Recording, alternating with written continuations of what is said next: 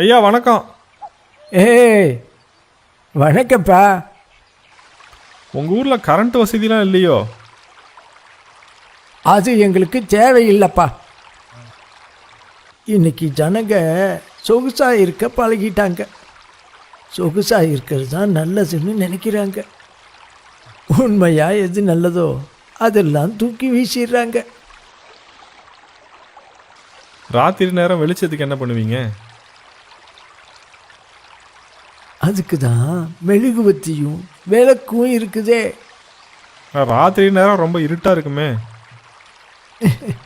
ராத்திரினா இருட்டாக தானப்பா இருக்கணும். ஏன் ராத்திரியை பகல் மாதிரி வெளிச்சமாக்கணும்? எனக்கு ராத்திரி வெளிச்சமாக இருந்தால் பிடிக்காது. நட்சத்திரத்தெல்லாம் பார்த்து ரசிக்க முடியாதே. இன்னைக்கு ஜனங்க அவங்களும் இயற்கையோட ஒரு பகுதின்றதை மறந்துட்டாங்க. அவங்க வாழ்க்கைக்கு ஆதாரமாக இருக்கிற இயற்கையே அழிக்கிறாங்க. மனுஷனுக்கு ரொம்ப முக்கியமே சுத்தமான காற்றும் சுத்தமான தண்ணியும் அதை உற்பத்தி பண்ணுற மரங்களும் செடி கொடிகளும் தான். இன்னைக்கு எல்லாமே சுத்தப்படுத்த முடியாத அளவுக்கு அசுத்தமாக ஆயிடுச்சு. ஐயா, இன்னைக்கு என்ன ஊரில் திருவிழாவா? இல்லைப்பா, அது சாவு ஊர்வலம். உனக்கு விசித்திரமாக இருக்கா? ஒரு சந்தோஷமான இறுதி ஊர்வலம். நல்லா உழைச்சி மற்றவங்களுக்கு பயனுள்ள மாதிரி நல்லா வாழ்ந்து அதுக்கப்புறம் போய் சேர்றதுதான்ப்பா ஒரு நல்ல வாழ்க்கை.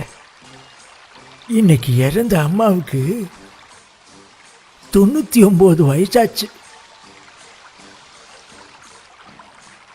தம்பி, நானும் அந்த சாவு ஊர்வலத்தில் கலந்துக்கணும். கிளம்புறேன்ப்பா, பார்க்கலாம். ஐயா, உங்கள் வயசு என்ன? தம்பி, எனக்கு 103 வயசாச்சுப்பா. போய் சேர்றதுக்கு நல்ல வயசு தான். தம்பி, நிறைய பேர் சொல்லுவாங்க வாழ்கிறது ரொம்ப கஷ்டம்னு. அதெல்லாம் சும்மாப்பா. அவங்களாம் உண்மையான வாழ்க்கையே வாழலை. நிஜமாவே மனித வாழ்க்கை ஆனந்தமான ஒன்று.